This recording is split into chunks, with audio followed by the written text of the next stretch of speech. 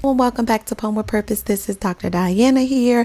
I am a doctor of public administration, a certified lactation counselor, and a certified breastfeeding specialist.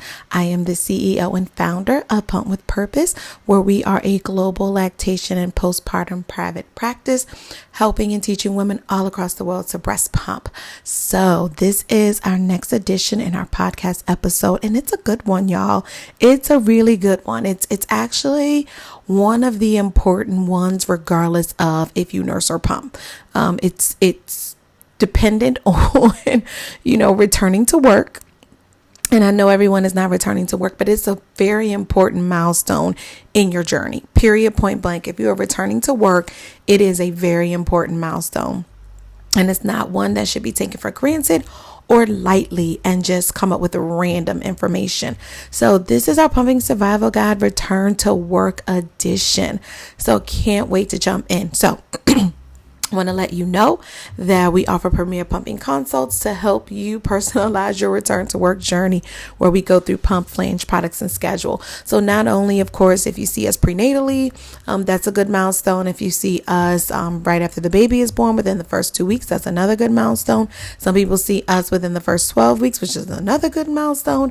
And just depending on how life is lifing, if you are returning to work, this is another good milestone to consider.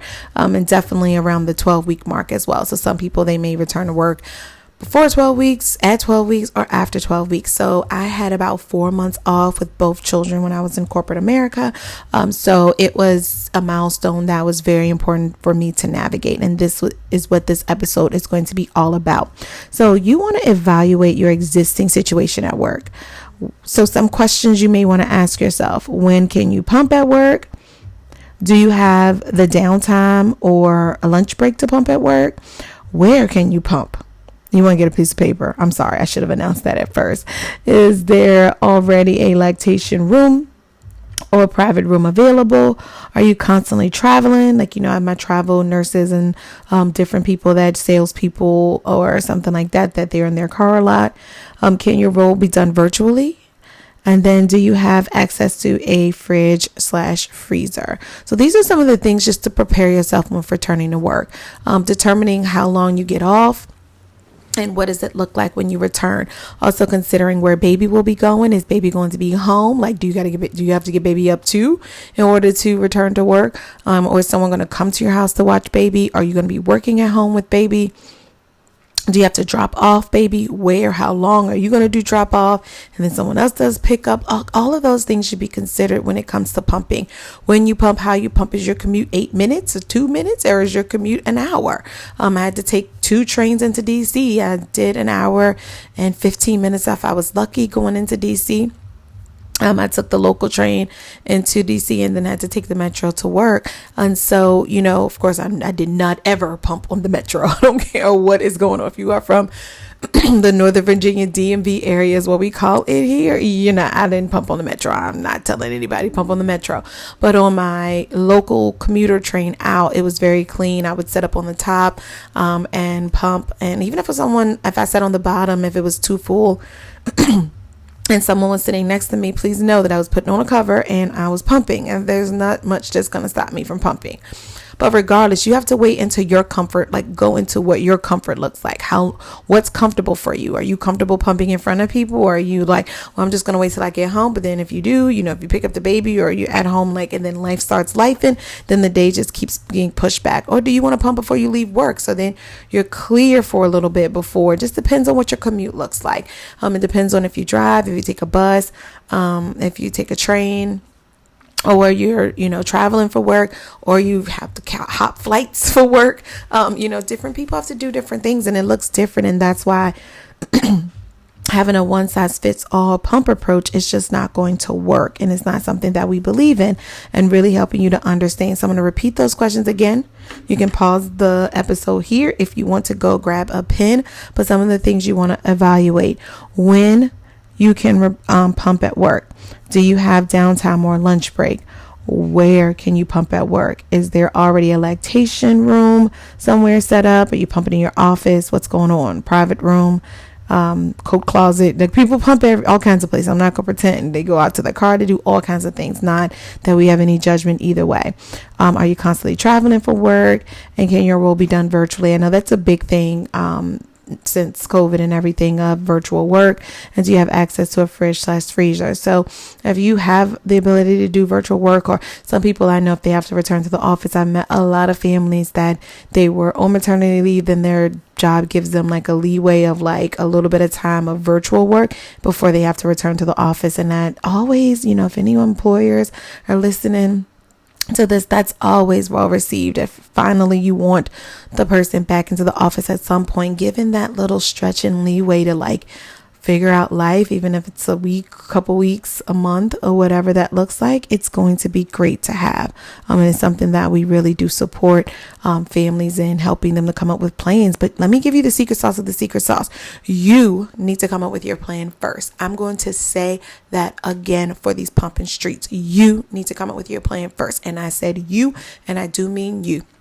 And it's always easy to return to work when you have developed a plan and can start the conversation with your management, or if you're the manager or whatever it is, employer, of what that looks like. Or even if you are the CEO, like, what does that look like for you? You need to be having that conversation so people know what you need. People won't know what you need until you tell them. They're not mind readers. They don't know. And so I'm a big fan of, I know the Pump Act exists and the Pregnant Women's Fairness Act exists, if that's the right order that it goes in. But those two acts exist.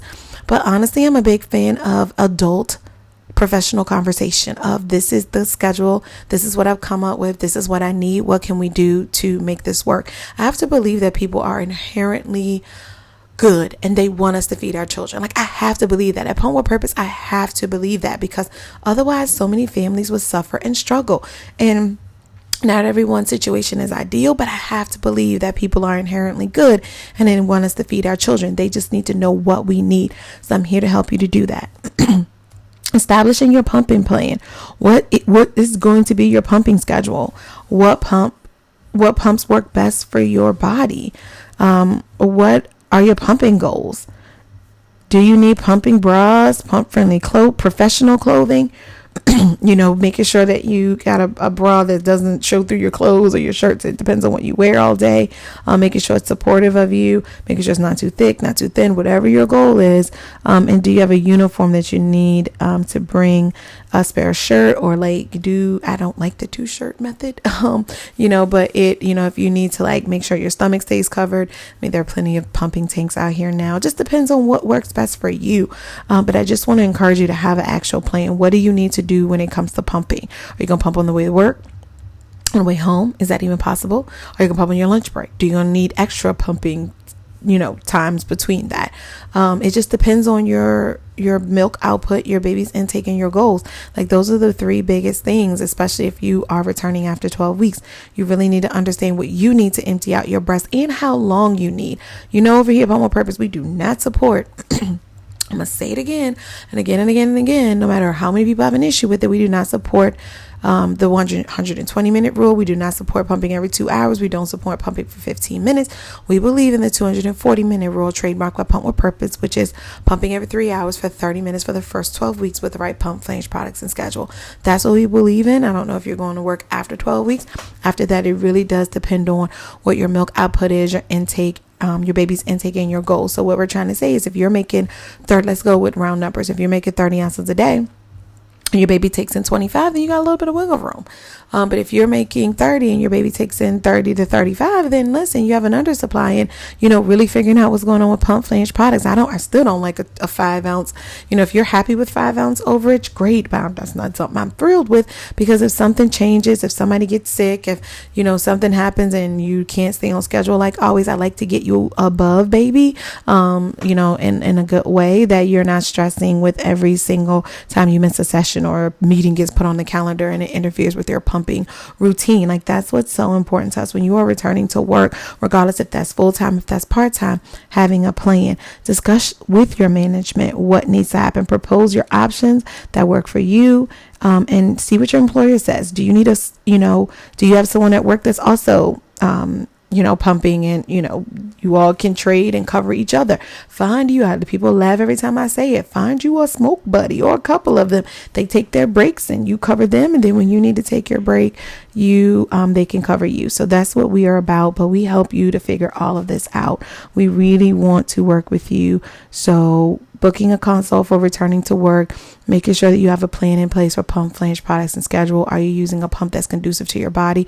We believe in a primary pump with at least 60 plus settings on it, that the cycle and vacuum settings can be customized separately. We believe in the right flange size. That's for type and size for your body. We believe in pumping products like a pumping bra, not whole sports bras with holes in it or tube top bras. Like, you want to have a bra that you can wear all day. And finally, schedule. Like I said, you need to find the one that's conducive for you with all that you have going on at work and the type of work. And that's why we provide tailored, personalized plans about what you do for a living, and really help you to figure that out. So we would love to assist you in a premier pumping consult where we can go through that. We can also, after you get any tools that you need that we recommend, we also offer real-time pumping sessions where before you go back to work, we do a real pumping session with you to make sure that you're all set up. You understand your pump, you understand the settings. You don't know many people using that pump wrong, like 90% of people that pull up. Do you need a pumping bra? What other products do you need? Do you need, you have sore nipples. We need to get that under control. Are you having sharpshooting pains in your breasts? Are your nipples changing colors, turning purple, turning blue, turning white? Are you having nipple sensitivity when you go in the shower or anywhere else? Don't touch them, the water or anything else. Those aren't good. Even if you're making a lot of milk and in a lot of pain, that's not good. If you're pumping and then you have to kind of bend over a little bit so that the flange, so that the milk pooling at the bottom can drop in the flange. All of those are signs of the wrong flange size. So getting all of that stuff set up as soon as possible for success in the right tools that's based on your body is what we believe in. So we are happy to work with you when you are ready, but we love, and let me give you the secret sauce of the secret sauce if you made it this far. Let me tell you, don't wait until right before you go back to work to try to come up with this plan. Don't.